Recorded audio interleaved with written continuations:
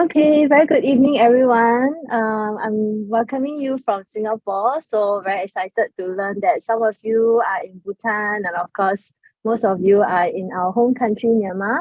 So I want to really thank Dr. Myo and the team from Women in Tech for inviting me to share about cybersecurity. So today's topic is really about cyber awareness to make sure that everyone is familiar with cybersecurity and how this awareness can help you to be better cyber secure. So I did not realize that Noam would be doing an introduction for me, but I did prepare a short introduction for myself as well. So this is me. Again, my name is Judy, and I'm actually MBS. So MBS, very funny. I came up with this term myself. It's actually Myanmar born Singapore. So yeah, I'm actually born in Myanmar, so that's why I know like Mingaba and Nene Baba Bumalu Pyota there. But because I grew up here in Singapore, some of my Burmese is still limited. But that's why I'll be doing the presentation in English, and later on maybe during Q&A we can speak in Burmese, or if you have any questions, just stop anytime to ask. If you want to have a chat with me, that's fine. I have about 17 years in education and training, and also 7 years in cybersecurity. So this is really my passion to make sure that everyone is having the chance to be educated and trained. And also I believe in myself to continuously be trained as well as a lifelong learner. And cybersecurity is very close to my heart because this is something that I had the opportunity to start in when our company WiT became the EC Council representative, right? So we actually got the opportunity to bring EC Council to Myanmar, right? Like one of the first countries that we expanded into, and of course, ASEAN countries that Miss Noam was reading earlier, like the Philippines, Vietnam, Cambodia. So with this opportunity, we get to talk about cybersecurity and really share why cybersecurity is so important for every one of us, right? Not just the IT professionals, not just cybersecurity professionals, but every single user of the internet, of mobile devices. But as long as you are connected, you will need to know cybersecurity. So I'm very, very passionate about this, and I really have, a good experience in helping all of the different people get into cybersecurity in terms of your skills upgrading, and also have the chance to work with different partners like training centers and schools as EC Council partners. And today we are managing close to about 100 partners for EC Council in 10 countries, mainly in the ASEAN region. And recently we also took over Australia and New Zealand. So those are the new countries that we are looking after. And our company, WiT, we really want to focus on skills and competency development because, like I mentioned, we believe in education and training, and that's why we really want to make sure that everyone has the opportunity for upskilling. Okay, so that's about me. So today I really wanted to look at a few questions, some of the key questions that we will be addressing in terms of cybersecurity, such as what is cybersecurity all about, right? And what is cyber awareness? So after you understand a bit about cybersecurity, we'll look at cyber awareness and why do you actually need to be cyber aware, right? Because with this awareness, this understanding, this will actually help you to be a better secure user. And so how to be a secure computer user or a cyber aware IT user. So these are some of the questions that I would really want to address with the group today. So again, thank you for the opportunity for allowing me to share. I'm just going to move this here. Right, so I think we have about 50 participants. I'm just looking at the number of participants right now, and I think some of you are still coming in. That's okay. So one of the first activity that I wanted to start is this Mentimeter, which is actually like a online platform where you can join in to just to participate in this activity, you can go on to menti.com, or you can key in the code that you see on the screen. And the question that I'm asking to put everybody on the same page is actually what comes to your mind when you think of cybersecurity. Okay, so let's spend a few minutes to get ready. Please go to menti.com right at the top here, and then key in the number that you see. Okay.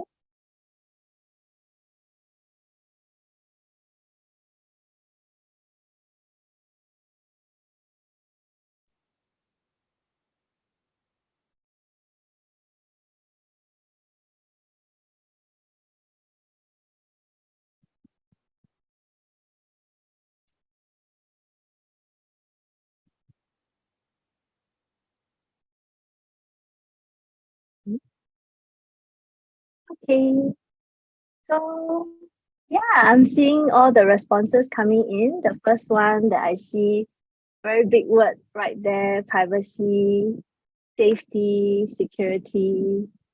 I don't know what is KZT, but I hope it means something secure as well. Unless that's your name. We're looking for words that comes to your mind when you think about cybersecurity. Yep, firewall, hacking, or even any movies that you may have watched in terms of cybersecurity. That's also acceptable. Confidentiality is very good. Yep, stay safe online. Ethical hacking. Someone is familiar with EC Council cert.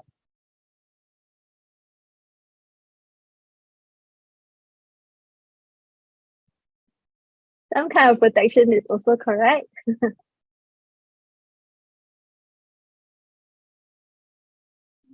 Pictures online.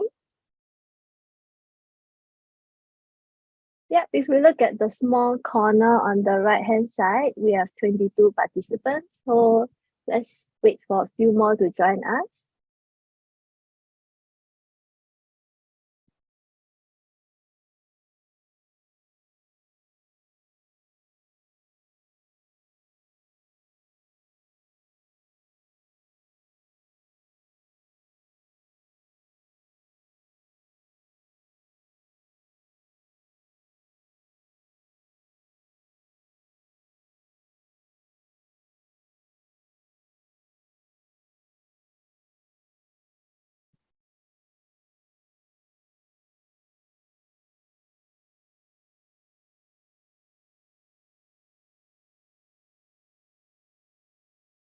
Oh, authentication is also a very good word. Yep, keep it coming. Password. Protect you and your kids, definitely. Cyber criminals. You are more experienced.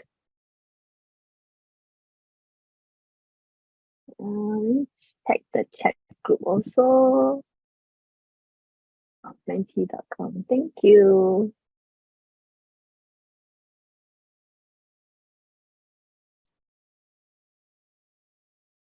Shall we wait for a few more? We're at 34 now.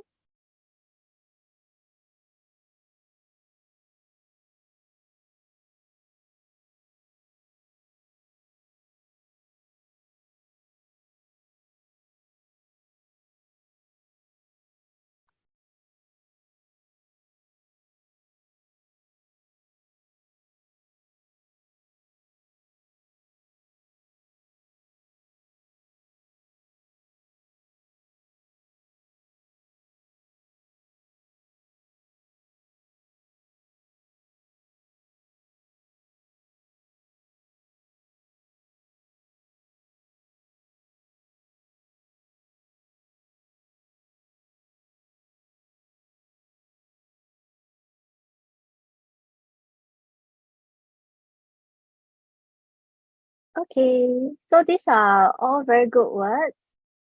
We'll just continue. So the rest of you can continue to key in the words if you would like to, but let me just move on.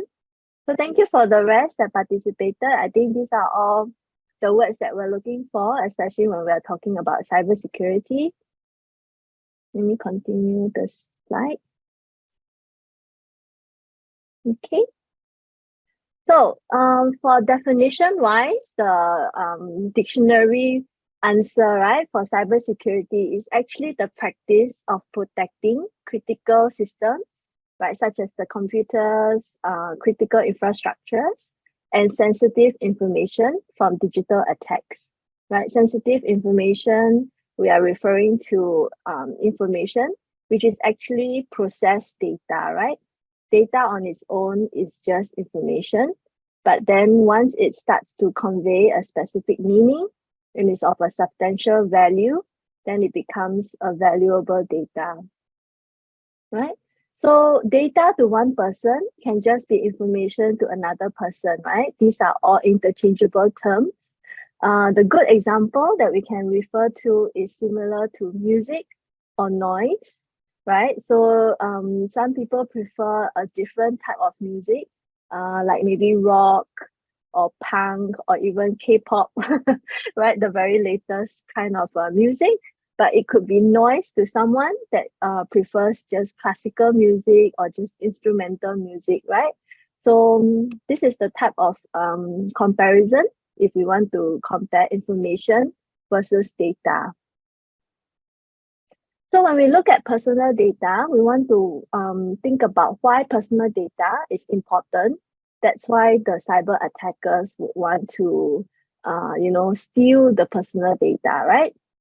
So personal data, it actually identifies a particular person, right? And the attackers can actually use this personal information to cause financial disruptions, right? Losing your funds, emotional distress if they have any form of information that you may not want to reveal, then they can hold it against you, like use it as blackmail, or even cause physical damage to others, right? Using such information to hurt another person. And more often than not, they can also share this information on other online forums, and they will cause many more disasters to happen, right? So you can just imagine when such personal information gets leaked, right? Some of the political leaders, their personal information got leaked online. So that's why we need to protect our personal data, and there'll be a few ways that we'll look at how best to protect your personal data. Okay, so let's have a little game. This is my name card. So if you can see, my name is there. Judy Saw, Business Development Director is my title. My handphone number is there, 65 for Singapore country code and my handphone. Again, another number right below is the office telephone number. My email address, judy@wyson-international.com, and our website, Wyson, and also our office address. Okay, so you can type into the chat box, which do you think is my personal data? Okay. Can I ask the host, Dr. Myo and the team, are they able to use the chat? Yes, they can use it. And the Okay, message are great. coming in. Oh, okay, great. Yeah, so you just type to let me know which is the personal data. Handphone, address, phone number, yeah, email.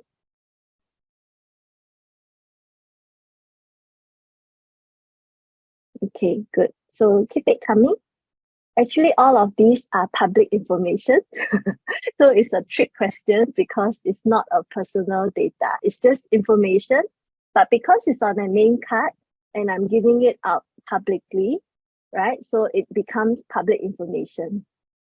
Okay, so let's look at what will be personal information or personal data if look at today's date versus someone's birthday, right? If the same day but a different year, and if it happens to be someone's birthday, then that is a personal data, right? Office address versus home address. If it's a home address connected to me, then that is my personal data, right? But office address is public information. Product code versus personal code. This is just for comparison, but what I really want to say is the identity number or passport number that becomes personal information. And of course, office number versus personal phone number, right? So this is a subjective, but because I already put it on the name card, it becomes a public information. Okay, so I hope this gives you a bit more of an understanding what refers to personal data. Okay, so other examples would be like your blood type, right? Or particular credentials like your certification, right? The certification number and it's tagged to your name. So this will all be personal data. Okay, so earlier we talked about how attackers can actually use this personal information and exploit further. So there are a lot of cyber attacks that's happening in the world today, right? And of course, Myanmar is not spared from it. So we can look at what types of cyber attacks are happening. And I'm sure you may be familiar with some of them, right? Such as phishing, denial of service, Internet of Things, which is all of the devices that's connected to the internet, like your security camera. Some of my friends, they have smart fridge, smart aircon, everything that's connected can also be hacked. Social engineering, we'll look at a bit more in detail later. Computer virus, I think this is since computer has started. Virus is very common. Insider threat, brute force, rootkit, ransomware, man in the middle, where there is a setup in the middle to collect information, SQL injection, zero-day exploitation, spear phishing, SQL, ads, which is, advertisements with malware, data breaches, malware that I mentioned, cyber crimes, Trojan horse, spyware, computer worm, botnet, or cryptojacking and cross-site scripting. So all of these you can read in detail later on when you have time. You can do a bit more research. But I do want to just get the participants to annotate. Yeah, you can click on annotate on your screen.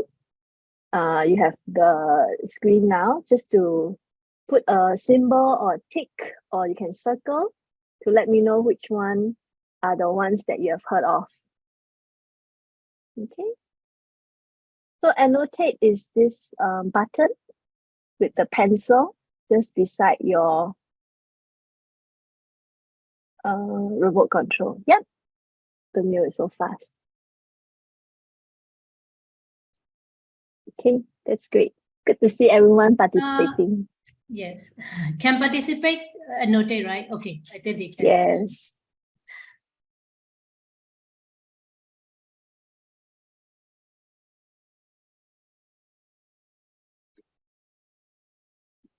Yeah, if you cannot annotate, you can also type in the chat, no problem. I think some of you are on your phone. Wow, so many at the fishing. This is nice. I see all the different colors.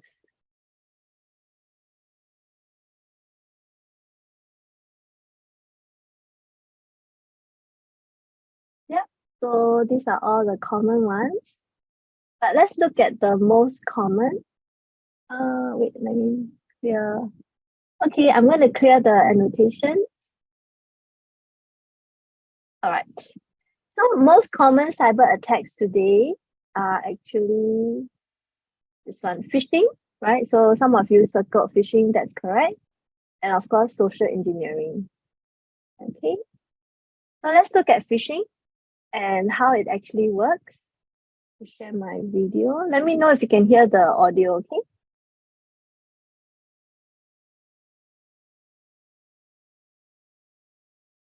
Oh wait, I'm hearing it in my earphone, so I don't think it's right.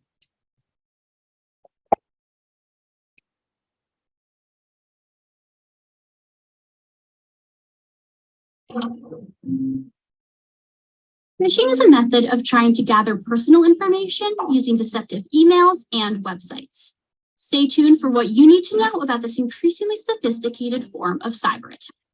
The goal of phishing is to trick an email recipient into believing that the message is something they want or need, a request from their bank, for instance, or a note from someone in their company, and to click a link or download an attachment. Fish is pronounced just like it's spelled, which is to say like the word fish. The analogy is of an angler throwing a baited hook out there, the phishing email, and hoping you bite. What really distinguishes phishing is that attackers masquerade as a trusted entity of some kind, often a real or plausibly real person or a company the victim might do business with. It might be your boss, your bank, or a company whose software you use. Perhaps one of the most consequential phishing attacks in history happened in 2016, when Russian hackers managed to get Hillary Clinton's campaign chair, John Podesta, to offer up the password to his personal Gmail account. How did they do it? The hackers sent an email warning Mr. Podesta that someone had his password and that he should change it immediately. Clicking on a link in the email took him to a fake login page. This is a classic ploy and one all of us would hope we would see for what it is. But email scammers are constantly honing their craft, trying new pitches, and pulling new strings. One way to get familiar with their tactics is to study the email messages that scammers send. Here are a few real-world examples and how they work. 1. Your account has been hacked. Person sending this threatening phishing message found a group email that was publicly available on the company's site. Using that list to target the message was smart. Not so smart was the content of the message, in which the would-be attacker reveals a lack of understanding of how malware works. 2. Password reset. Taking advantage of the fact that no one wants to miss a paycheck, messages like this one aim to trick the user into revealing important data, often a username and password that the attacker can use to breach a system or account. 3. Payment request. This email has enough information specific to the target company to give even the most phishing-savvy recipients pause. The key to not getting caught in this trap is to know your company's processes and to be able to spot anomalies. 4. Charity donation. Here the scammer is counting on the greed and gullibility of the recipient. This theme of giving something away for free is a common one and preys on human nature. The key thing to remember is if it sounds too good to be true, it probably is. Thanks for watching and stay safe out there. Okay. Right, so I hope the video was very interesting for you, and if it's too fast, when you receive the slides from the team at Women in Tech, you can definitely watch again. Generally, phishing is trying to fish you, right? Using the word fish, F-I-S-H. They play it and change it to fish with the P, but it sounds the same. It's like fishing you for to bait you, right? To lure you into their trick or the scam, and then to get all the information that they want. Mostly it's your personal information. So some of the examples for Myanmar I found online. Sorry, there's some line on the screen. Let me clear that. Clear. Okay. Right, so I found this example of a phishing attack in Myanmar, and it's actually a state-sponsored attack. That means it was actually done by other countries, right, and targeting the Myanmar country specifically, right, and this was since 2013, right, so you can imagine even before the peak of the internet users now in Myanmar, right, such activities has already been happening, right, without our knowledge. So this is a sample of a phishing email. You saw also some samples in the video, but it might be too fast. So I found one online just to share with you. Usually how they send a phishing email, right? It will come from somewhat legitimate looking email, like a Google. Like this is supposed to be like Google Autobot or Google stuff, but I think this is quite obvious that it's fake. But they want to ask you for your personal information, so they will usually have you respond, and you would have to either click on a link right? Or download an attachment.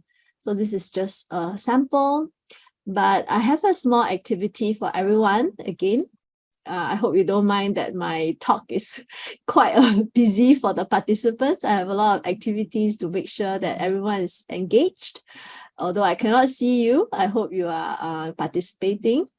So this activity is to spot the fish, just to get everyone involved to actually look at where the tricks or the telltale signs are that this is a phishing email. So again, you can use your annotate function, which is the pencil just beside the remote control there.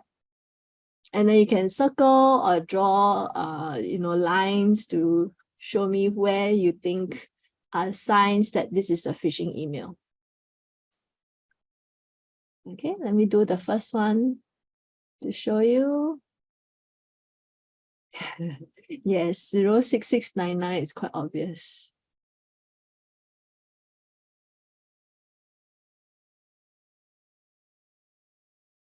Oh, we still have students coming in. That's good. Yeah, your account.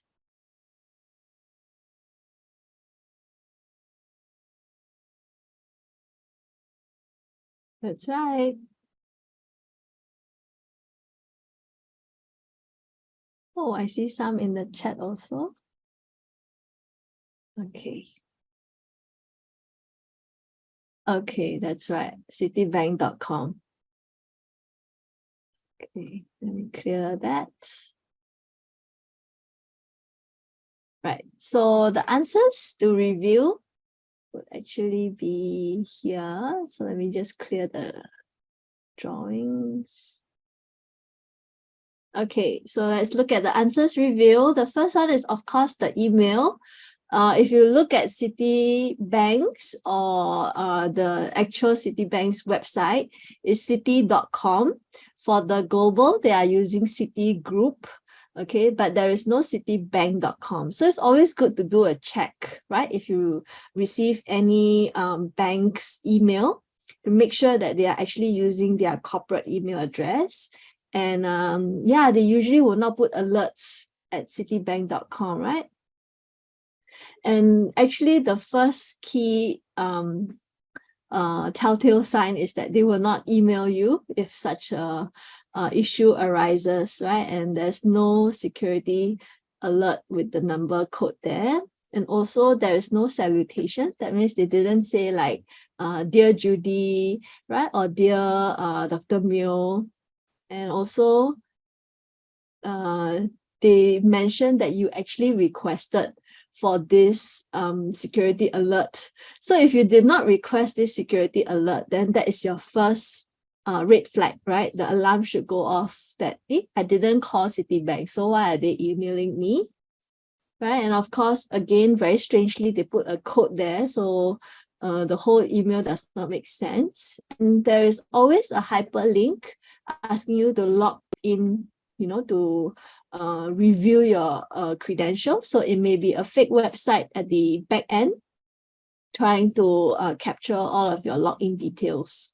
So that's why there is always a hyperlink, right? And if the person, Lita Cox, is really from Citibank, then her name should appear at the top, right? It should be Lita Cox at Citibank instead of alerts. Okay, so I hope that is how you can tell from this small activity that we did. But I found this reference guide, which I feel that it would be a very good tool for you.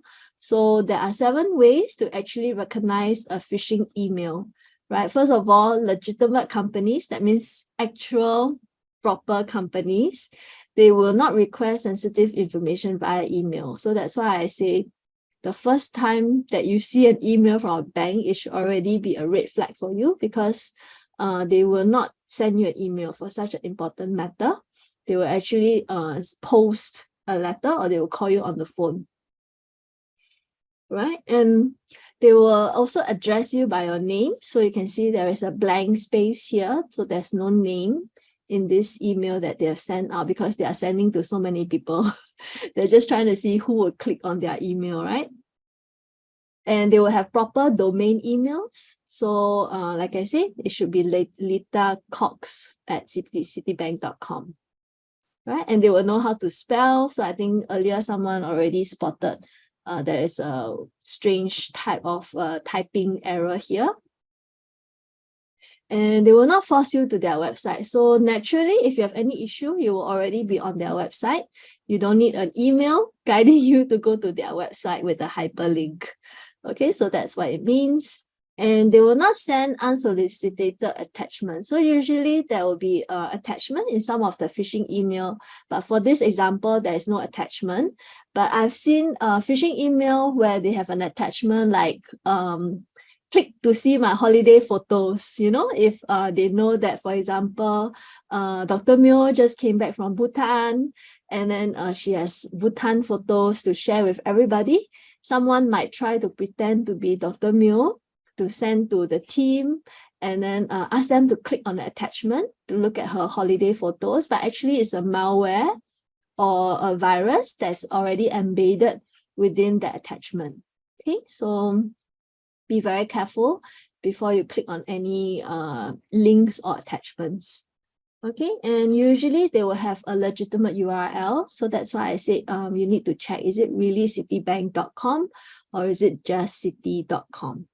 Okay, so this is the 7 ways that you can recognize phishing emails. I think it's a good guide for all of us to have. So do use it as a reference tool. And yeah, let's look at social engineering. Just now I shared the 2 most popular cyber attacks, right? It's phishing. I have one question, Judy. Oh, sure. On your previous slide, Yeah. when you talk about the email address and then personal sign off, right?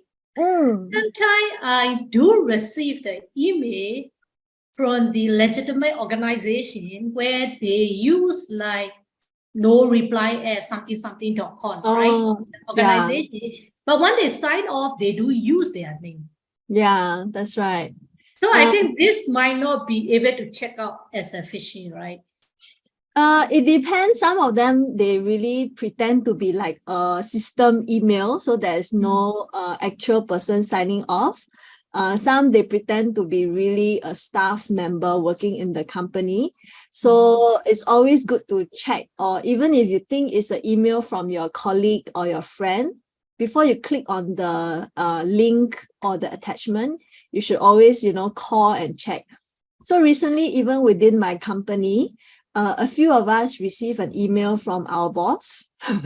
So we were very surprised that our boss will send such an email, and it's typed very formal way, not his usual way of emailing us, because it's usually very friendly, very yeah, it's not his style. It sounds very dry and serious. So we checked with him first, and there's a link. So we say, is this email really from you? And he said, no, I'm not working today. I didn't send out any emails, especially because now we're all working remotely. So it's always good to check if you have a feeling that is, suspicious. Yeah, so that's why there's a lot of phishing and spoofing. They will try to pretend to even be your team member or your superior. Yeah. Thank you. Thank you. Yeah, thank you. That's good sharing. Okay, so social engineering is another very, very popular cyber attack. And I really wanted to touch on this because I think all of us would have experienced it in one way or another, or even your friends have experienced it. So let's watch how social engineering happens. Okay. Oops. Hold on. Where did my... Sorry, just give me 1 second.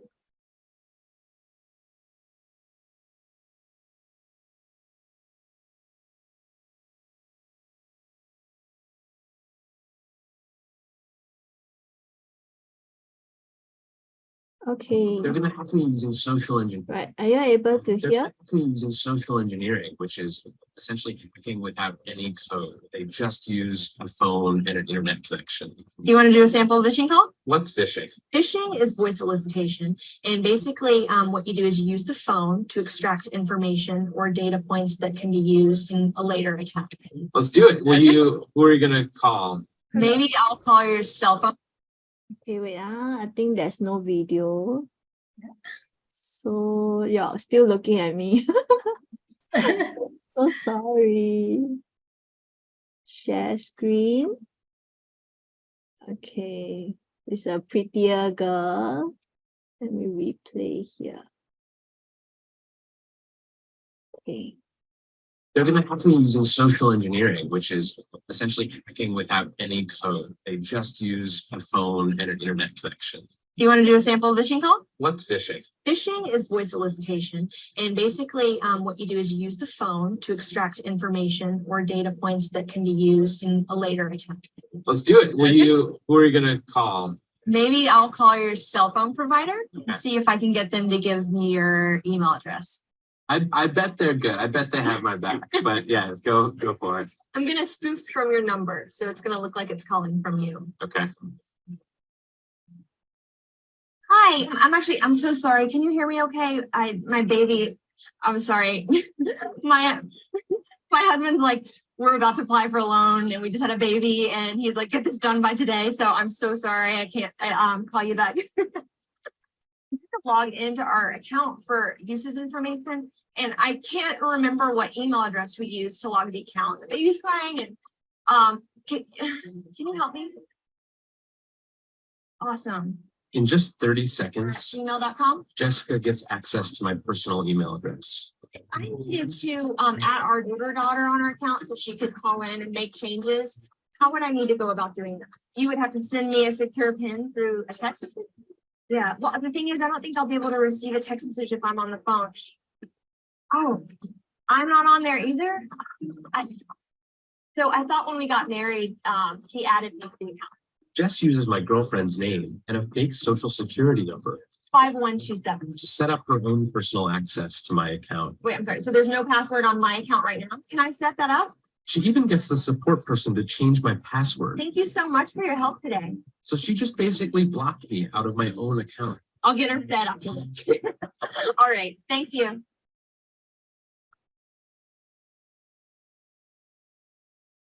Okay.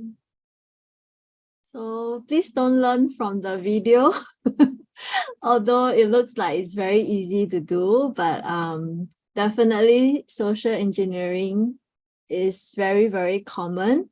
You can just pretend to be someone can pretend to be you.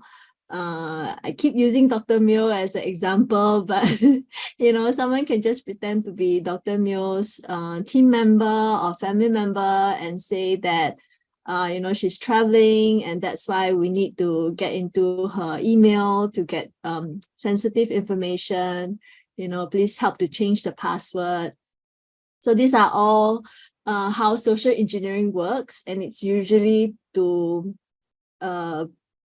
attack on a particular person and get the personal information. Okay. So is it only happening in developed countries? You can see from this article that I found just in 2011, right? Developing countries are actually most vulnerable to cyber attacks. But of course, since 2011, we have come a long way. And we look at most recent news just for Myanmar alone. In 2022, there's a news article on Noventic, right? Just for Myanmar, we are looking at cyber attacks that's really increasing and it's getting more and more worrisome, whether it's for the government, enterprises, or even the citizens. Okay, so that's why we want to look at being cyber aware. And this is really the key, I would say, content of my sharing today, the introduction on the different types of cyber attacks and the videos was just to help you to understand what you may be hearing and experiencing. Those are all types of cyber attacks and cybersecurity occurrences. But being cyber aware is actually being cyber safe. And like I mentioned in my introduction, this is for everybody.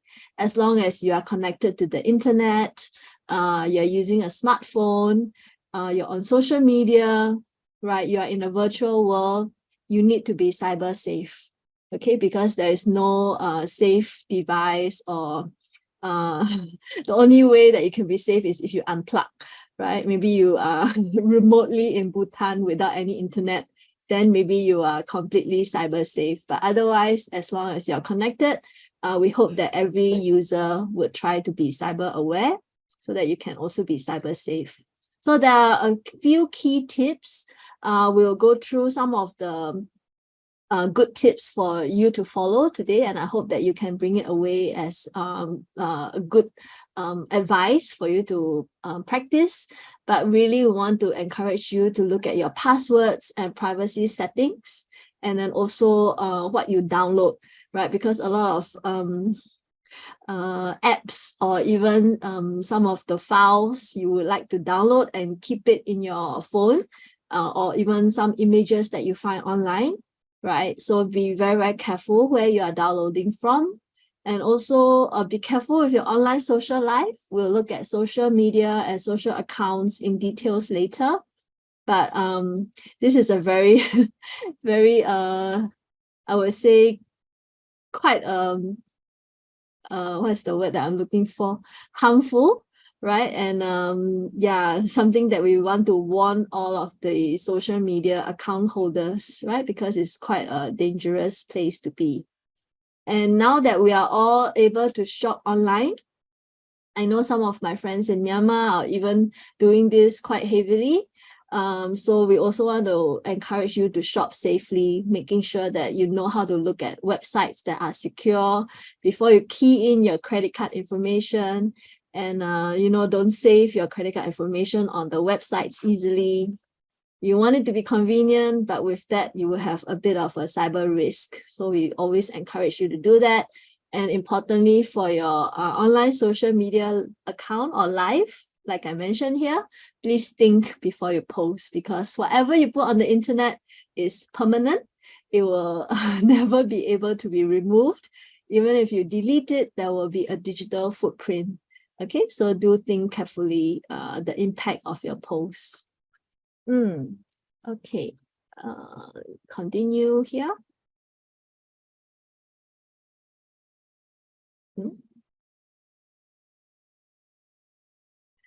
All right, so how private is your personal information? Let's look at this.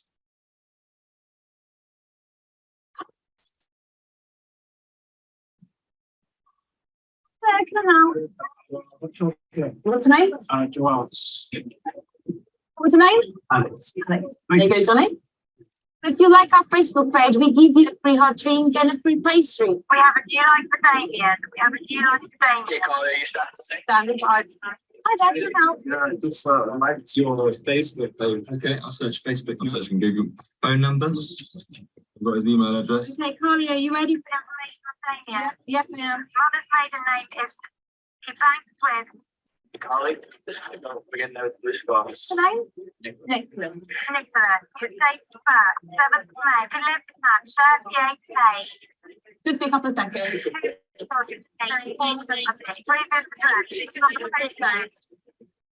Yeah, got it.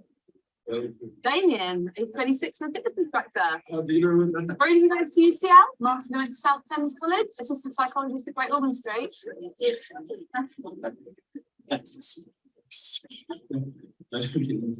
Huh? Pardon? You know I'm a Christian as well. Oh, yeah, we know everything about you, Martin. Thank you. Nice to meet you, Anna from Russia.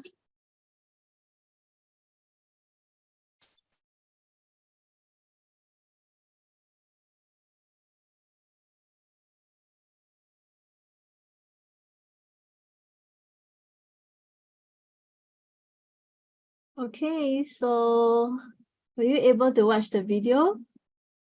Let me see. think you were, right? Okay. Yeah, so I hope you pick up how they were able to get all the information very, very easily from just your Facebook account, right? Because all they needed was for you to like their page, this coffee shop.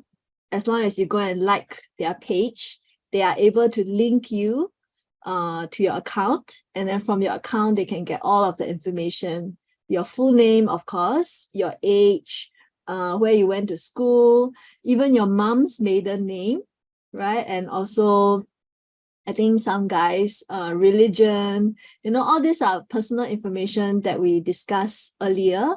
And you may think, so what? This is what I put on the Facebook, right? It's about me, and I'm proud to share all this.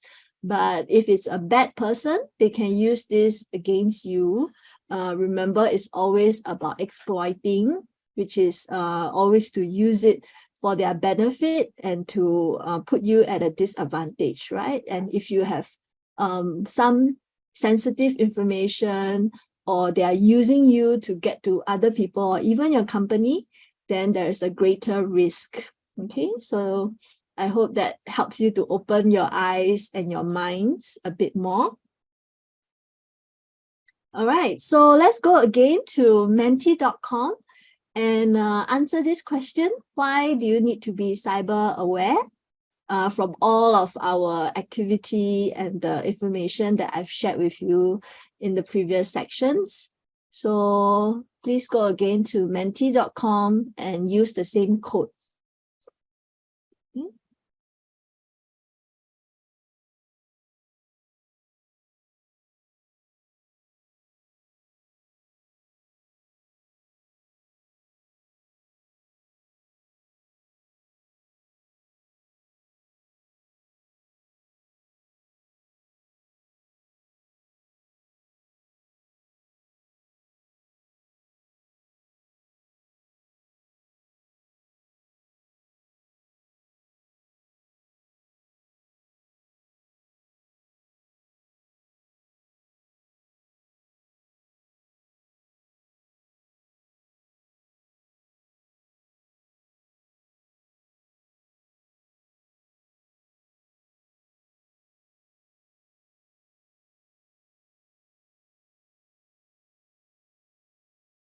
Okay, I'm sharing the screen. So if you are on the menti.com using the same code, you should be able to answer the second question. And we can see some of your answers on the screen together. Why do you think you need to be cyber aware?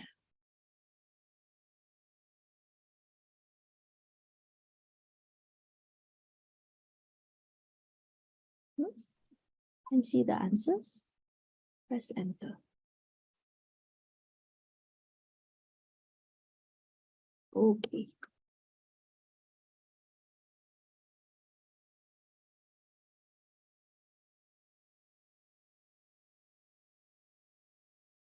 Yeah, very good. You have very good students, Dr. Mill.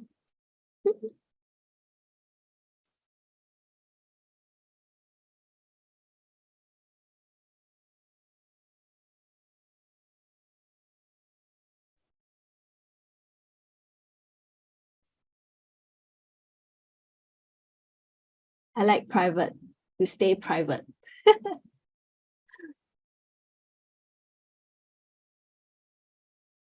Okay, so keep it coming. We can look at the answers again later. Let me go back to my slides. Right. Okay. So I think all of you understand the why, but let's look at one more video to really bring home the point. And this is a long video, but I promise you it's worth it because we will really, really understand why it's so important. Okay. Yeah.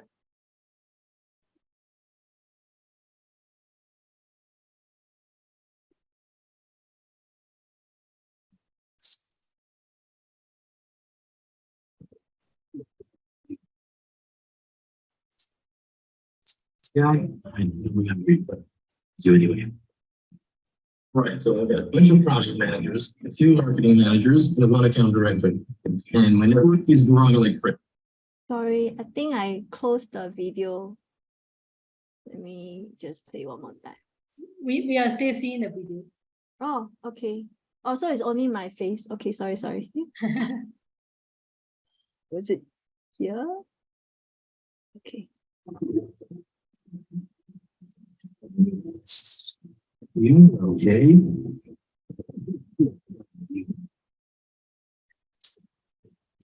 Yeah, I know we have to do anyway. Right, so I've got a bunch of project managers, a few marketing managers, and one account director. And my network is growing like crazy. So my career is going to take off. What, you don't believe me? All right, check this out. Do you know who Ron Ferguson is? He added me to his network. Think about it. I'm Rick Ferguson. No relation to Ron. And certainly no relation to this guy. He's a criminal hiding behind a fake profile to collect valuable information. This is Dave. You may have noticed he's really happy to extend his social network. He's reckless though. He accepts almost every invitation, including Ron's fake one.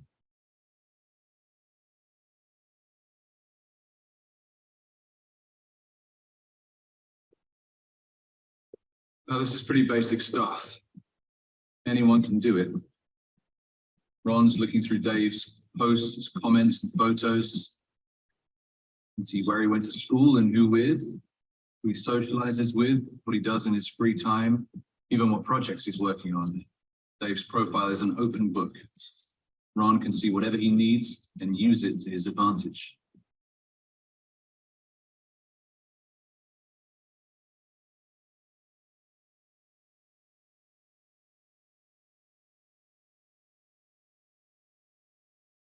Dave is an attacker's dream. He's almost addicted to sharing every detail of his life with hundreds of strangers. Sound like anyone you know? We all use social networks, and if you're careless, it becomes very easy to gather this much data. Dave might think it's fun sharing everything that he does, but to people like Ron, it's a golden opportunity.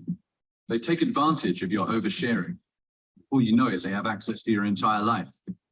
And even though you're giving it away for free, you may well end up paying for it.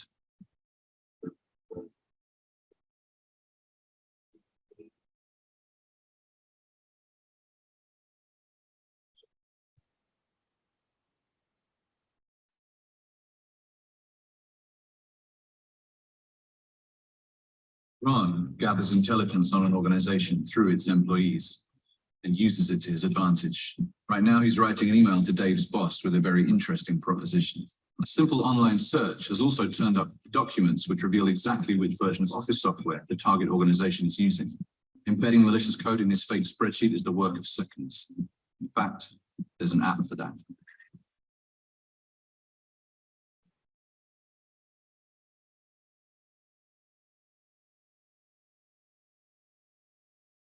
You might think this kind of thing only happens in films, but in reality, most attacks use social engineering, creating a credible pretext to fool the victim into doing something unwise. A momentary lapse of judgment, and Ron has the access that he needed. He moves carefully through the network, searching for more systems and data. This won't be a quick hack. Ron wants long-term access to sensitive data that he can sell on the criminal underground. Maybe it's a credit card database. Maybe it's a project in which the company has heavily invested. In the end, it doesn't matter. What matters is that it could have been prevented.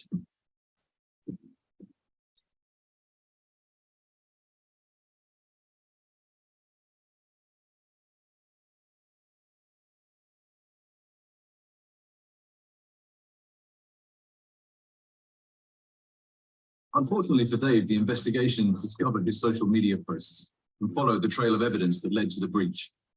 Remember, you're just as responsible for the security of your company's data as you are for your own. Building your social network can, of course, be valuable, but don't connect with just anyone. Think twice before you post. If you wouldn't be happy shouting it in the middle of a crowded street, then don't post it online. And when you do share, Make sure you tightly control the audience. Follow your company's security policies. And of course, be careful of unsolicited messages or content that you receive.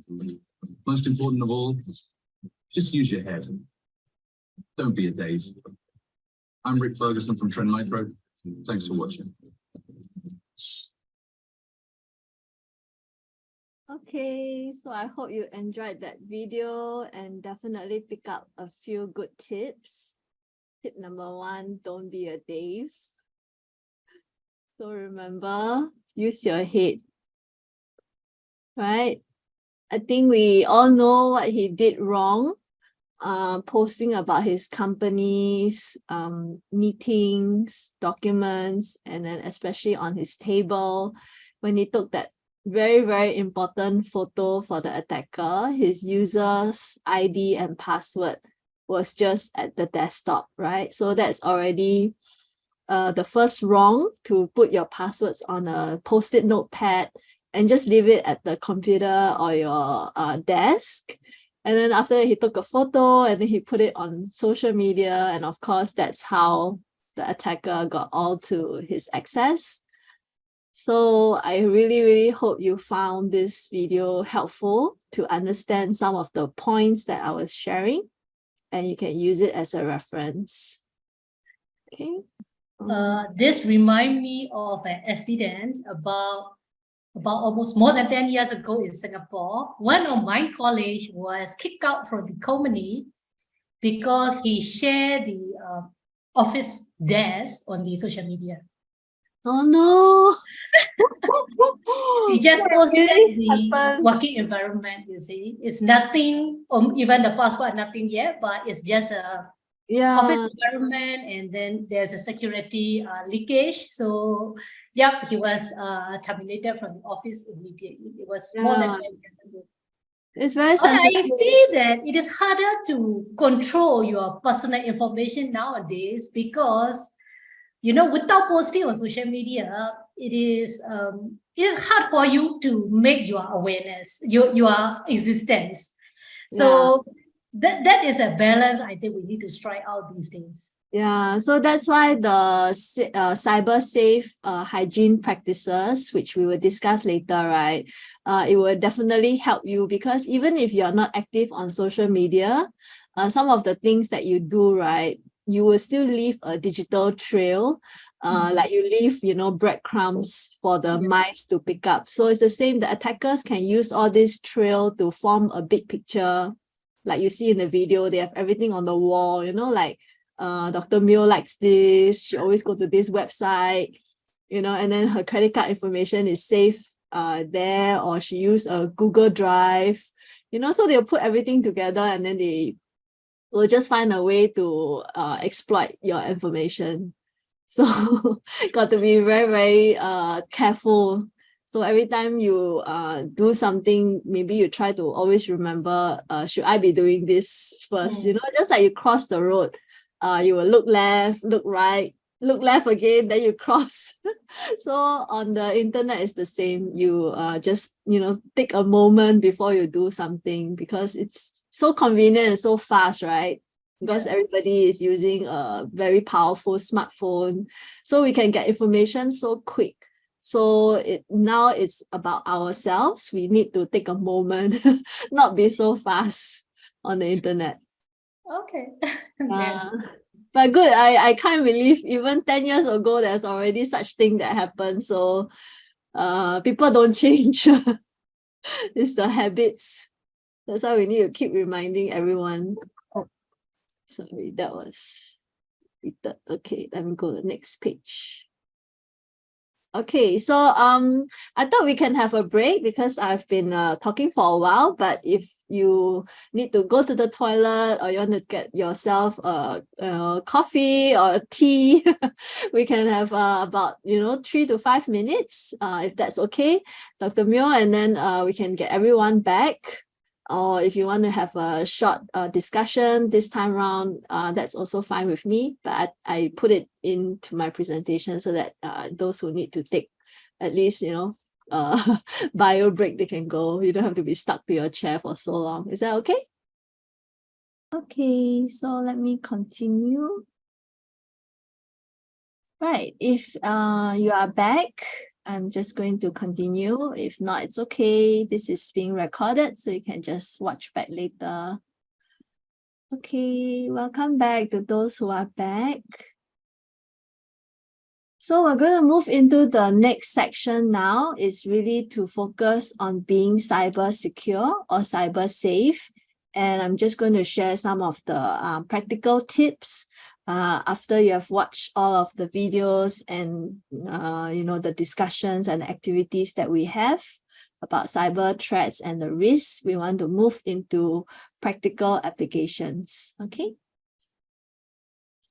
Right, so at this stage, I just wanted to introduce EC Council certification course. It's called the Certified Secure Computer User.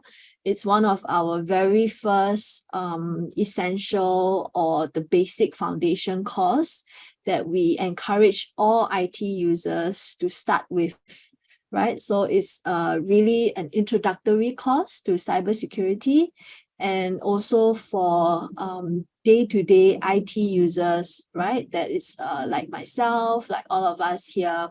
We are not a cybersecurity professional, but like I say, we are heavily dependent on the internet, right? We are always on the move, on social media, and we are always connected. So that's why we need to understand cybersecurity and being a secure computer user. So this is the course that I will be using some of my tips and applications in the next few slides. And of course, if you want the full course, then I also have information about it at the end of my presentation. Okay, so just to let you know that I'm taking some of the content from this course. Right, so CSU, if you attend the training, is actually for 2 days. That would mean that it's about 16 hours for training, face-to-face with an instructor. But we also have the virtual self-paced learning. That means there's pre-recorded training videos, ebooks, and exam vouchers so that you can study on your own for self-paced learning. But what is the CSU going to be about? It's generally, like I say, for our day-to-day IT connected life. So that's why we want to cover content like data backup, right? Social network security, antivirus, disaster recovery. If a cyber attack or cyber breach or data loss actually happens, what's going to happen? Internet security, that's the most important thing for us because we're on the internet. Credit card, like I mentioned earlier, how best to store your credit card information, right? And even for your children, some of you may have grown children that are already using the internet or they have their own social media accounts. How do you keep your kids safe online? Wireless, as well as your home network security. Do you even change the password for your Wi-Fi at home? You know, maybe your neighbor is already using your Wi-Fi, you don't know. So these are some of the basic things that we want to cover. OS security, I will touch a bit about that later, but it's really the operating system in your phone as well as your laptops or even your computers. Cloud security is also important. We may not know it. Some of my friends, they don't even know they are already using cloud platforms, but Google Drive is a cloud platform. AWS drives or even the Dropbox, right? All these are cloud security platforms, okay? Social engineering countermeasures, that's what we look at the video earlier. Click that, sorry, there are still people entering. Right, identity theft. I think I have a personal experience for this to share. I found another Judy Saw account on Facebook, but it was not my face, so it was quite suspicious looking, and I went in and checked that it's actually all about me and supposed to be me, but a different person. So I had to report that account. That's the kind of identity theft. That means people use your face, or the other way around, it could be using my face but not Judy Saw, another name. That is another way of identity theft as well. Okay, email security, safe browsing, right? Some of the websites, how do you know whether it's even safe for you to go in and even look at their things, right? Okay, so those are the content that we'll be covering. Generally, it's about 12 chapters. But today, what we will be going through is basically social network security as well as mobile device security. I thought this two is the most common and the most practical for IT users, right? That's always on the internet, having social media presence, and of course, always on the phone, right? So we can leave home without our wallet, but now we cannot leave home without our phones. So that's why mobile device security is very, very important. Okay. Okay, so what are social networking sites? I'm sure you would know Facebook, but what about others? Would you know what other social networking sites there are on the internet? And what do you define a website that is social networking?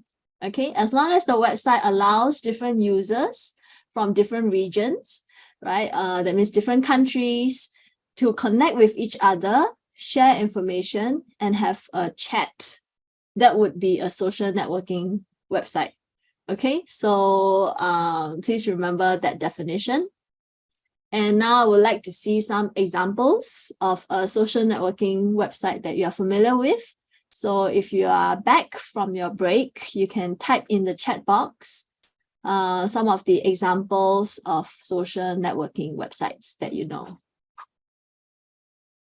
Okay, I see LinkedIn, TikTok, Instagram, Telegram. Oh, Pinterest. I've not used Pinterest in a long time. Viber, yes, Slack. Line, yeah, also have not used Line in a long time. Signal, WhatsApp, Weibo. Yes, wow. All social media experts here. Okay, very good. So Facebook, definitely. Twitter, I see a lot of you have also keyed in Twitter. LinkedIn, I think LinkedIn is my favorite social networking website. TikTok, I just got started on TikTok. YouTube and WhatsApp, those are some of my examples. Okay. Oh, what's Truth Social? I must ask Lin Tut later.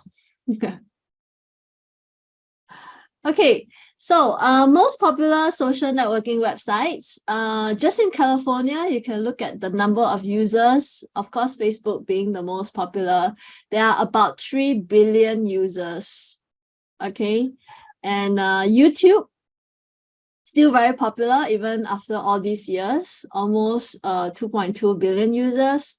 I think WhatsApp is definitely picking up in terms of the usage, thanks to the investment by Meta. Okay, and then Instagram, TikTok. I'm surprised TikTok is lower than Instagram. I thought, oh yeah, because in the States, they are not very supportive. Or the government is trying to ban TikTok, right? We don't really use a lot of Reddit here in Singapore, but definitely the other websites. Actually, LinkedIn is also very popular here, especially for work. Okay, let's look at Asia. Just in April, right, last month, there are 67% users in Facebook, about 14 in Instagram, 11 for Twitter, YouTube is about 7%, Pinterest going down, and then LinkedIn is sadly 0.2. Okay, so the highest is Facebook, and of course the lowest is LinkedIn. I'm very concerned about this because I really believe that LinkedIn is a very good website. I would say I check LinkedIn more regularly than Facebook. So I think Dr. Bill would also agree, LinkedIn is very useful. We found each other on LinkedIn, so thank you. And it's a very good platform for professionals. If you don't have a LinkedIn account, I would strongly encourage you to start one, because that's where you get your connections, you get your profile and your opportunities, right? For work, for maybe even migration. So please start a LinkedIn account if you don't have it, and connect to me. To Dr. Mio will be your first connections in LinkedIn and give you the support. Okay, so you can see why there are 7 reasons why LinkedIn is important. You can just go to this website. It hosts more than 600 million professional profiles, and the posts are all about work, the activities of the professional, what they are doing, especially like women in tech, how they are helping the ladies in technology. So yeah, it's really very useful. So I would really support for LinkedIn. But because Facebook is so important or so popular to the day-to-day IT user, right? Apart from work, I wanted to touch on a few privacy settings on Facebook, because I know everyone here has a Facebook account. Maybe some have 2 Facebook accounts. I don't know why. Like my dad, he has 2 Facebook accounts. But yeah, privacy settings on Facebook is very, very important. So the first one that I would really recommend is your profile. The very first thing you should do is set your profile to private, not because you are unfriendly, but because you want to be cyber secure, cyber safe, right? The first thing you should always do is set your profile settings to private, so that it's not so easy to find your profile. That's one. And not so easy to connect without your permission. Okay, so whether it's Facebook, LinkedIn, any other social media account, there is an option to change to private. Okay, so I really encourage you to do that. Okay, and only your friends can recommend your profile to their friends, and that's why only your friends' friends can add you. Okay, so this privacy setting is very, very important. So if you would like to check now, you can go to your Facebook account, go to the top right-hand corner. I believe it's on the right-hand side. You can click on this logo, like a wheel, right? And then that's your settings. And then go all the way down to privacy. And under your settings, you click on only your friends on Facebook, right? Can see your posts, can see your timeline, even how they can find you, right? So importantly is to restrict unwanted users from viewing your posts on Facebook, because remember the previous video we watched, right? How the attacker found all the information about Dave, right? He can just go and look at all of Dave's posts, previous posts about his company. Okay, and then there is also this timeline and tagging, which I used to find that it's very annoying. My friends will just post photos of our gathering, or even if there is no photo, like we go watch a movie together, and then they post about the movie, and then they tag me in the post, right? So somehow I get tagged along. So I was like very annoyed because I'm not that active on social media, and then my wall start to have a lot of activities. So I went to turn off this tagging, right? So you don't have to enable this tagging, so that when your friend wants to tag you, they will have to ask for your permission. Okay, so again, your friends will think, after today, tomorrow onwards, you become very unfriendly. But it's a good thing. You can tell them, oh, I'm trying to be cyber secure, cyber safe. So please ask for my permission before you tag me in any photos or any activities or any posts. Okay, again, you go to the top right-hand corner under your settings, and then look for timeline and tagging, right? And then you can turn off the enable button, right? So that when they try to tag you on their post, the tag will not appear. That means it will appear on their page, right? Their wall will have the post, but then it will not appear on your own wall until you approve it. Okay, so if you don't approve it, it will just stay hidden. You can even delete the tag. So you can go and remove the tag also. Okay, so I'm teaching you all these unfriendly tips, but it's good. It's to be secure. Okay, so why do you want to prevent this? So that you don't, get so much activity online, like where you went to eat dinner, what movie you just watched, or where you went shopping with your friends, because all these activities shows that, at that point in time, you're not home or you're always out. Maybe someone is tracking your activity and then they know that, oh, Judy always go out for dinner on a Monday night, Wednesday night, Friday night, she always eat out. So if you want to go to her house, you want to try to burglarize her house, then you can go on these nights because she's always out. So it's it has happened before. That's how they do all this monitoring, right? So I like to remove all these tags. Okay. All right. Continue. Okay, and then there is also this search function, right? You go to Facebook, you can search for a friend. Like for example, today you want to search for me in Facebook using the phone number that you just learned earlier from my name card, or the email address.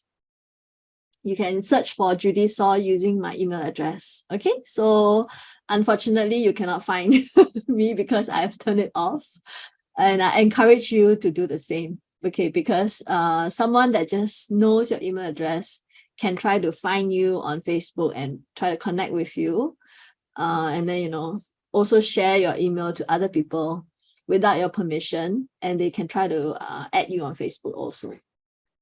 Okay, so go to this same privacy settings, and then under this section, how you connect, right? You can change not to anyone.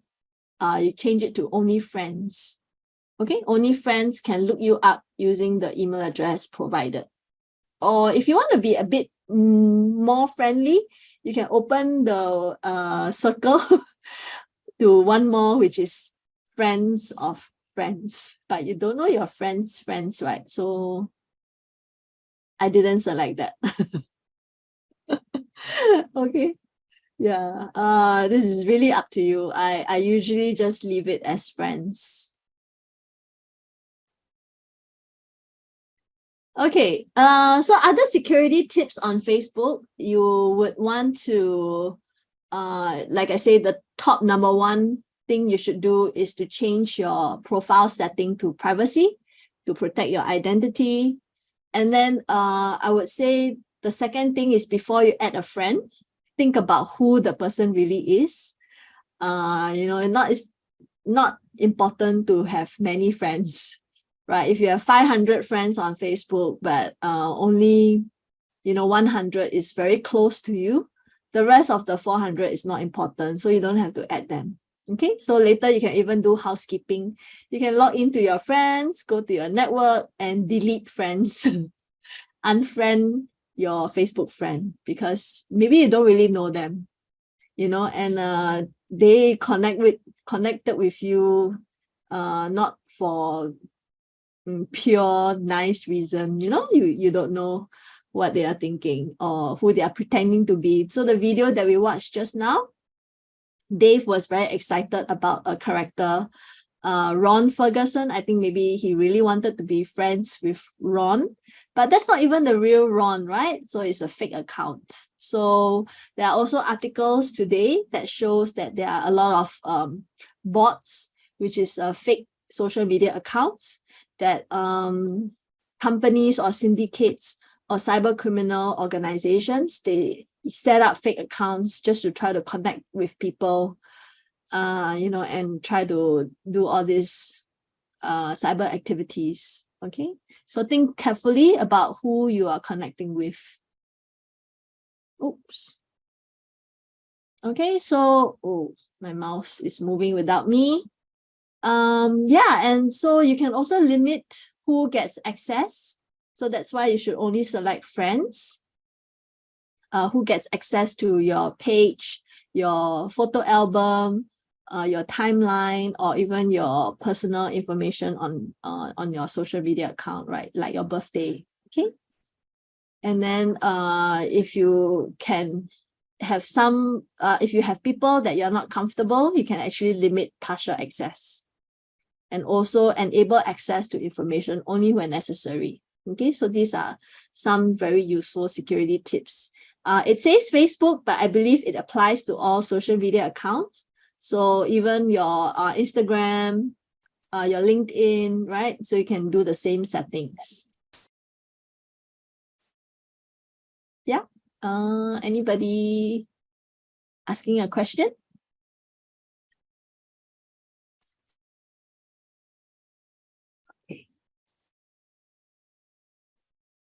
I think just a week ago or like a few days ago, Facebook automatically requested the Facebook friends. Are you aware of that, Judy?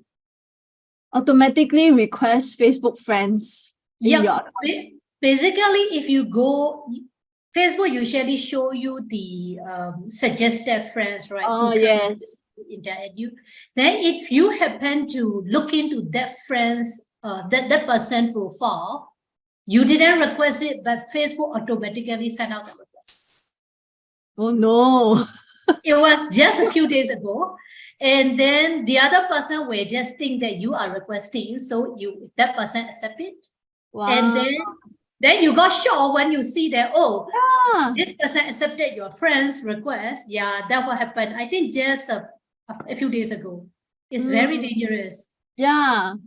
I hope it's a technical glitch and they are looking into it because, you just want to... Now they stop. I think it was only about 2 days. I tested just a couple of days ago. It doesn't request, but Facebook never apologized or anything, It's very irritating. Yeah. Like how can they just go with it? Like they don't even announce it or apologize. Yeah.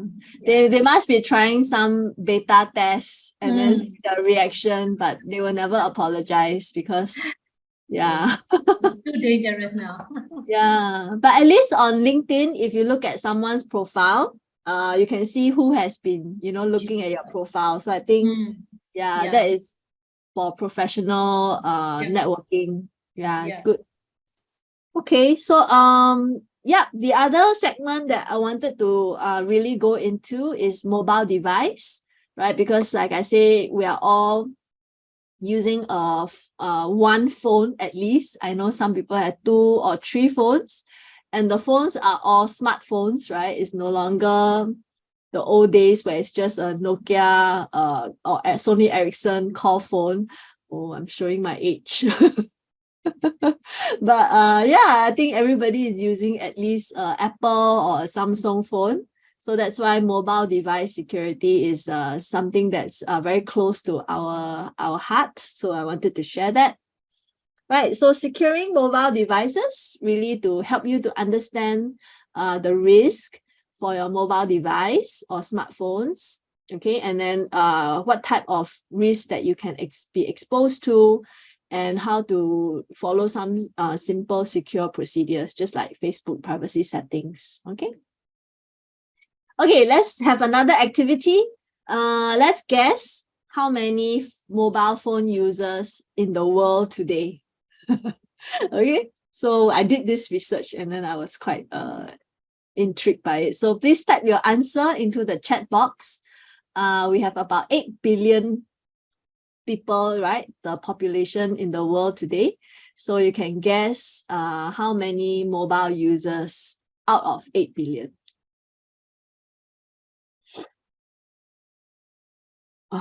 70%. 11B, 6B, 4B.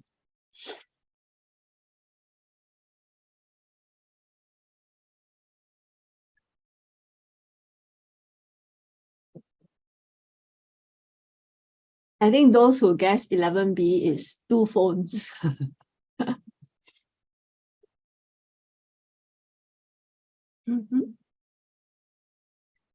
Very close. All the answers are very close. Okay, so based on the report, just in January this year, there are almost 6 billion mobile phone users, and it's a unique, that means single device. Okay, so yeah, those who guess about 11 is, I think, got 2 phones. Right, so thank you. That's all very close answers. Just for information, the number of internet users are also very, very close, reaching 6 billion. And of course, active social media users, about 5 billion. Okay, so if you have your children asking you for their own social media accounts, maybe not yet, or even phone. Oh, my son is already a mobile phone user, so he's inside here, but not social media. Okay, so yeah, against 8 billion, I think we're almost getting there. The rest of the 2 or 3 billion, I hope it's children. So let's keep them off the internet and the phone for a while, okay? And if interestingly, this is another part of the report when I was reading it, the population growth versus the mobile phone user growth. You can see there are more mobile phone users being born year on year as compared to the population growth. Okay, so what is the husband and wife doing every day? Playing the phone. The husband is on TikTok and then the wife is on Facebook, right? So yeah, that's why our population growth is not as fast. This is just for fun, huh?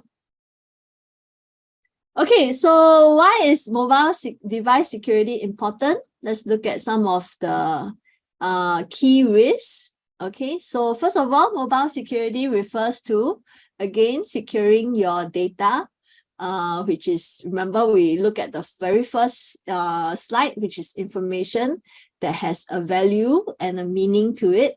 It becomes valuable data, right? Or personal data if it's your personal information.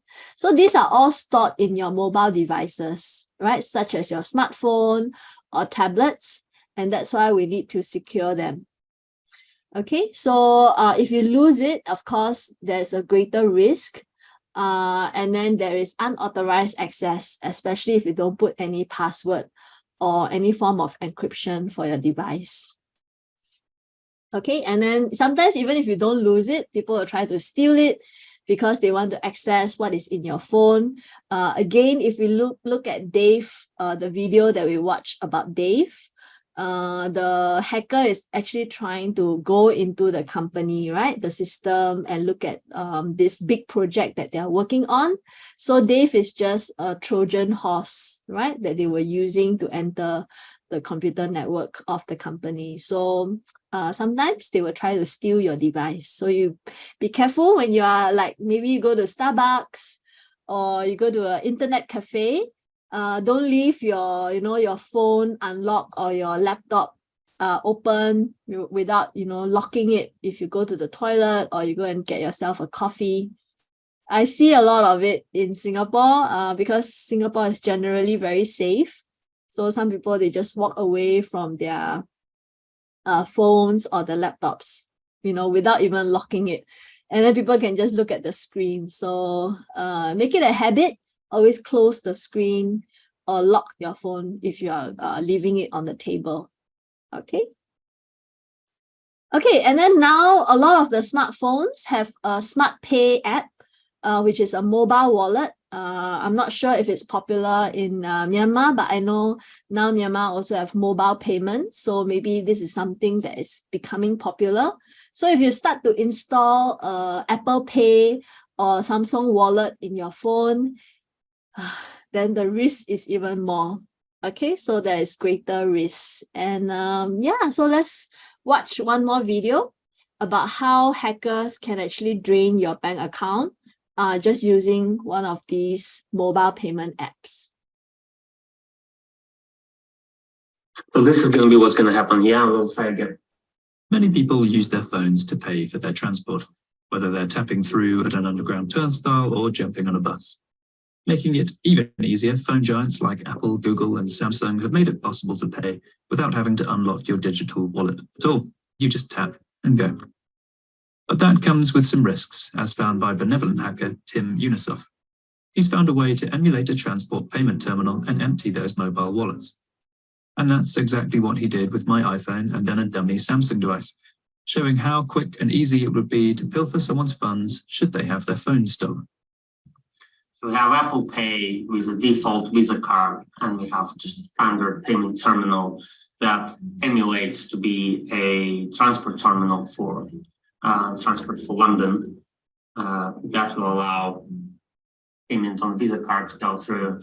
So we are using man-in-the-middle attack between the phone and the terminal, first of all, to activate the payment on the locked iPhone, and second, to bypass Visa restrictions. I'd hoped that he'd only be able to charge what London Underground could charge me, but as I soon found out, he could take however much he wanted, doing 3 quick transactions and taking me into my overdraft. That could have led to charges, but thankfully, in this case, Unisoft returned the money. So you obviously showed us how an attack would work here in an office. Can you talk about how you think an attack would happen in the real world? Most viable way of attacking transport cards is to use a pair of Apple Pay and Visa cards. But it basically allows you to go, I don't know, to Posh luxury store and buy whatever you want, using like stolen phones or even uncharged dead phones, until the card holder will locate. So there's no limit on how much you can spend, or basically no limits. Yeah, this is what Apple is keen to. Yeah, like we want you to spend 10,000 without any limits, hundreds of thousands of dollars. The attack will only work if a hacker can physically access the device and hold it up to a fake terminal, and only where the wallet is using a Visa card for transport. MasterCard, meanwhile, appears to have dealt with the problem. Unisoft says neither Apple nor Samsung have provided additional protections from this kind of attack, while Visa is yet to provide any kind of fix, despite MasterCard's updates. Who do we look to fix this? Is it Apple? Is it Google? Is it Samsung? Or is it Visa, MasterCard? Who's going to fix these issues? Apple, Samsung, Google, they are in a very sweet position where they, from one side, they are the the product owners that should care about like privacy, security of their clients. But at the same time, they always say, hey, we can't do anything because we have regulations from Visa, from MasterCard. They are responsible for this piece of code that is stored on our phones. We literally can't do anything. And obviously, Visa and MasterCard, from their side, Visa's position is that as long as a certain type of fraud doesn't occur in the real world, they don't care. We reached out to each of the companies mentioned. Okay, I'll stop here because I think they're just discussing about the different credit card companies and how they can help to prevent this. But as users, of course, we have our own responsibility. So of course, we want to make sure that we don't lose our phones. That's the most basic thing. And the second thing, you can actually add an authentication app, right? 2FA. Before you make the payment using your phone, there should be one more layer of authentication. So either your fingerprint or your Face ID or even your password. Okay, so you can add one more layer so that it's not so easy to just tap and pay, right? So I think that is one of the tips that I would really encourage you to set up for your phone payment apps. Okay, one more activity. Let's go to slido.com for a poll. You just have to key in 6470447. And then I just want to find out who uses the Apple phones here more. Who uses the Samsung's iOS here? Is it more popular compared to Apple iOS? Okay, because we're going to be talking about iOS security in just a bit. So let me share the Slido screen.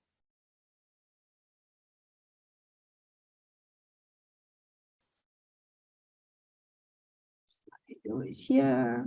Let's play.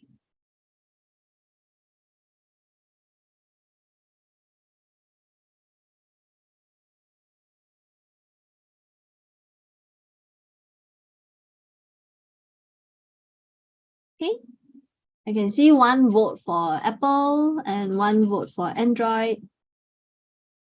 And the rest of you can just start voting if you have not gone on to Slido. I should go to present.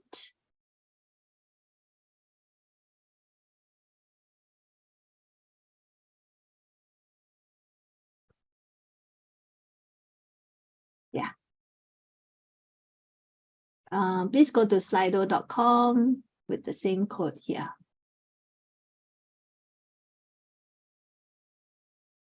Nobody using Huawei.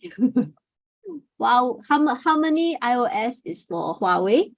And of course, the Microsoft is for Microsoft phone.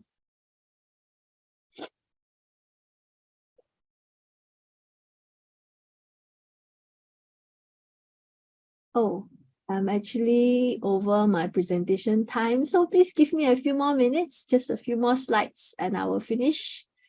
I hope it's okay with everyone. If you need to eat dinner, you can eat it while you are listening to me. Please don't hold back your hunger for me.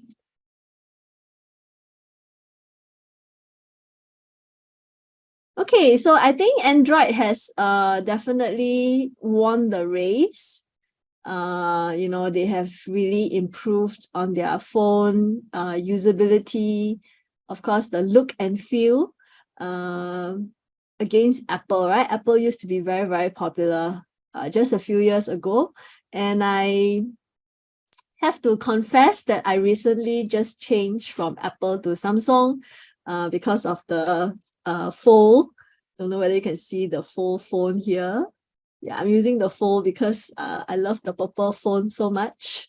So I changed to Samsung, and then after I changed, Apple also came up with a purple phone. So never mind. Anyway, just from my experience, Apple phones are definitely a lot more secure. So the Apple users have a bit more assurance because of the Apple ecosystem. Not anyone can upload an app onto Apple, what's the App Store to, you know, develop, to put up their apps, right, for you to download. But on the Android Play Store, you can have a lot of free apps, a lot of unverified apps. So be careful for Android users. Before you download the app, make sure there's a verified trust mark, and then you go and read the reviews before you download the app. Okay, that's just my experience sharing. So thank you. Thanks for the poll. Let's go back to my slides. Right, so mobile device security tips. Why I asked you to do the poll on iOS is very, very important because you always need to update your iOS. Okay, even if you don't receive the alert, which you should receive if you set it to auto notification, please go to your settings and check for the iOS whether there's any new updates. Okay, this update is important because if there's any security patches or any version issues that they have resolved back end, they want to make sure that you have the latest updates. Okay, so make sure it's always from the legit source. Okay, so go to your settings, and that's how you know it is a legitimate update, not through other ways like email or SMS link. Okay. And always make sure your phone, whether it's your Apple or Samsung, have an antivirus. So if you have not installed, please install. You cannot save money on this. It's just like your life insurance. So you have to spend money on antivirus. Okay, I'm using Bitdefender for my devices like my computer, my desktop, laptop, phone, iPad, everything. I'm using Bitdefender. But if you have other firewall or antivirus like Kaspersky, you can use that as well. I think those are all very good antivirus softwares. Secure Bluetooth connectivity. Make sure that it's always off unless you require you to use it. So I used to have the Bluetooth, it's always turned on, but now it's permanently off until I need it, to connect my AirPods, for example. Okay. And then Wi-Fi as well. Okay, if you are at home and you know it's your home Wi-Fi, you can turn on your Wi-Fi. But once I'm out of the house, I make it a habit to turn off my Wi-Fi so that I don't connect to public Wi-Fi, automatically. Okay, and then encrypt your smartphone. Make sure that you always have a passcode for your phone. I think lots of the new versions of the phone all use Face ID. So it's using your iris or your fingerprint, right? So make sure you have that. Because I'm in cybersecurity, I do everything. I have passcode, I have the Face ID, I have my biometric fingerprint. Because now I'm not only cyber secure, I'm cyber paranoid. Okay, back up your data. I do this all the time as well. If you can do it every day, it's good. Otherwise, every week or every month. Okay, so these are all good practice. I would say it's the same for your work. You can also do a backup into an external hard drive. Okay, limit ad tracking. I think some of you may not know this, but there are always advertisements that can be tracked on your phone. So some of the websites that you visit, they will leave the cookies onto your phone, and from there they will be tracking you at the back. So you have to always say no to download these cookies into your phone. If you already downloaded for some reason, then you can go to your settings and clear all these cookies out of your phones. Okay, because you don't know whether it's really an ad company that's tracking you or some fake company, right? So these are just some steps. I won't go into the step-by-step guide, but if you need, you can always type into the chat box, and then later on, when we share the slides with you, I will add on more content into my presentation slides so that you also have the step-by-step guides. Okay, sorry, you can just type one for iOS, how to update iOS, or you can type 4 how to secure your Wi-Fi. Okay, all right, so yeah, let me have a quick conclusion. I know it's a bit long, so sorry, but I really enjoyed sharing and doing all the activities with you. So really want to end off by emphasizing on some of the safe cyber secure steps, and really how you can become a secure user from just my sharing today. And if you are serious to be a secure computer user, you can consider the certification course, which I'm using as a reference for my sharing today. Again, it's from EC Council, the certification body that I represent. You can see on my background, it's EC Council logos and the posters, right? So EC Council, if you are not familiar with the name, we are the founder and the owner of the Certified Ethical Hacker Certification course, okay, which is CEH. So CEH, this name is very, very popular in cybersecurity. It's one of the first certification courses that was developed. It was in the early 2000s when the Twin Tower attack occurred. Our founder and the president, he imagined that a cyber attack can also happen in the internet or the virtual world. So he came up with the certification course to train hackers, because the terrorists are also learning the same thing, right? They learn from the military and they became bad people, so they became terrorists. So hackers, we need to train them so that they can become the good guys and look at how cyber attacks can happen and prevent them from happening. So that's why we started Certified Ethical Hacker. So today, EC Council, we have about 22 years of a strong reputation around the world. We are available in 150 countries. And CSU, like I mentioned, is one of our very first introductory course. With this, it will lead you into many more certification courses, many advanced levels that you can progress. But CSU is a good start, right, to the world of cybersecurity. So the content which I shared earlier, that's what you'll be learning, about 12 chapters. And it's usually available in an iLearn self-learning kit, right? So we call it EC Council Learning Kit. It has videos. So someone like myself, the instructor, will be teaching you, but it's pre-recorded, so it's not live. So no one to make jokes with you like me or have activities, but at least you can pause, you can play, you can, rewind.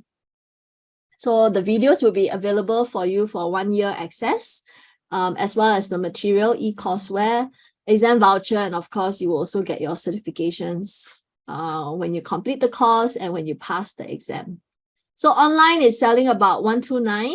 So especially for women in tech members, we want to give you a special price for US $100 only.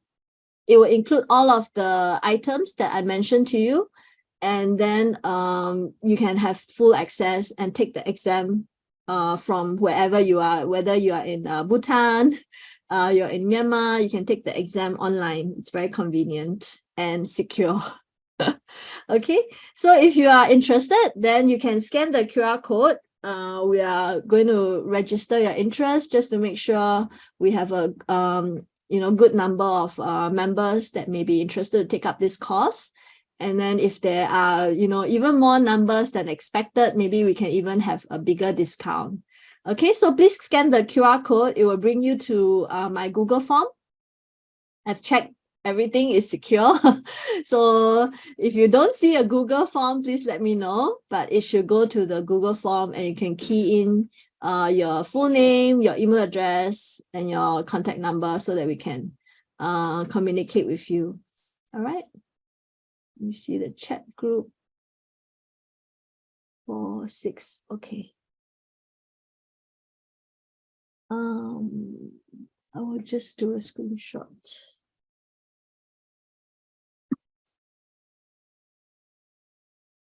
Okay.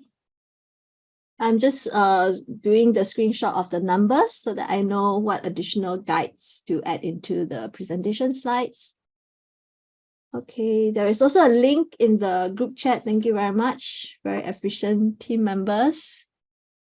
And that's the end of my presentation. So I really, really hope that you enjoyed my sharing. You really wanted to have this opportunity to speak to the members. So I thank Dr. Mio and the team for giving me a chance. So, Jesu Timade. Please scan the QR code one more time. This one is for my contacts. Okay, it should go to my LinkedIn page as well as my phone number or email address, and you can keep in touch with me. So yeah, that's the end. If you have any questions, please just turn on the microphone to ask, or you can put in the chat box. Thank you. Thank you very much.